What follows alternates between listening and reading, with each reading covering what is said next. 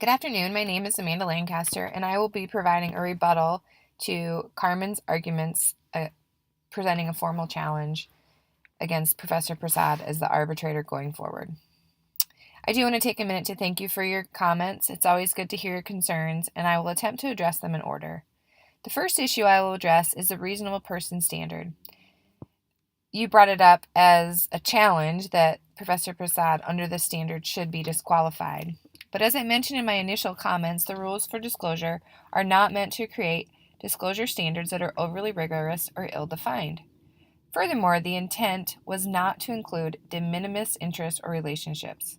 Professor Prasad addressed that any involvement with lit funds was not direct, nor did it rise to the level required in Section 12 of the RUAA. I should say, none of the contacts rise to the level of disclosure. They are contacts, but they are not significant enough to rise to the level of required disclosure. Professor Prasad has no financial or personal interest in the outcome of the arbitration proceeding, nor does he have an existing or past relationship with Lit Fund. Instead, Lit Funds was a third-party funder of 2 consultations which Professor Prasad worked on, and nothing more. To help explain this a little bit more, I will give an example. So say an arbitrator owns a mutual fund. This fund is part of a large portfolio of investments, and a corporation, also part of that the arbitrator is overseeing or is involved in an arbitration proceeding, also holds some shares in this large portfolio. It's not reasonable to expect the arbitrator to know of such a connection through the investment portfolio, the connection is so insubstantial in nature that it's not reasonable that it will affect the impartiality of the arbitrator. This is basically exactly what's going on with Lit Funds and Professor Prasad.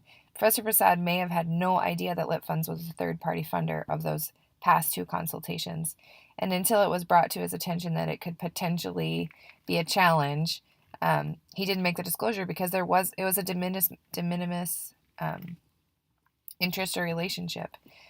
He did take the time to go and amend his disclosure and to add the cover letter with the specific statements that he just didn't see the connection or the significance of the connection.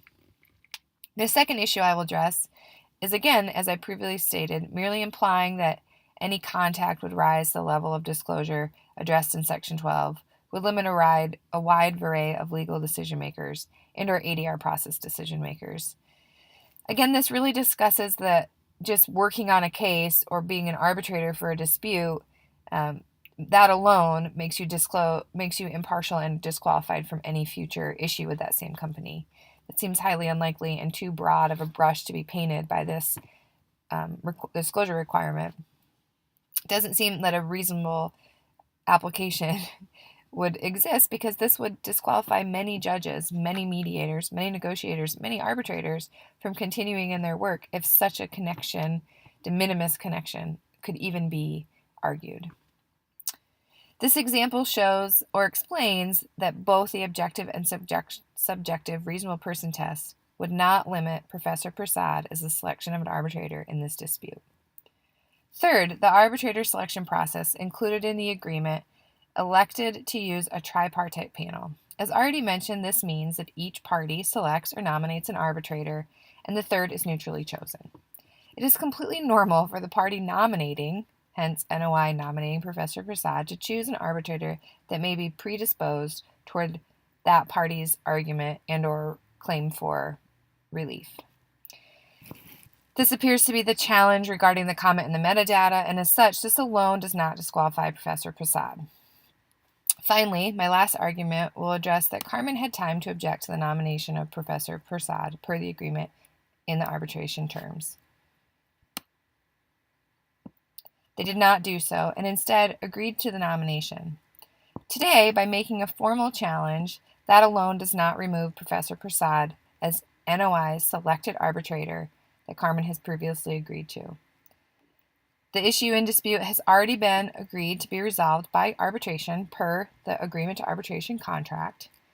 The challenge and selection of arbitrators are all procedural preconditions that both parties have agreed to, and as such, the arbitrator or arbitrators will decide on any such challenges.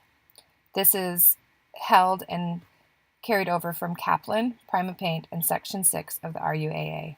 For all of these reasons, the challenge presented from Carmen against Professor Prasad as going forward as an arbitrator in this dispute seem unlikely and unreasonable.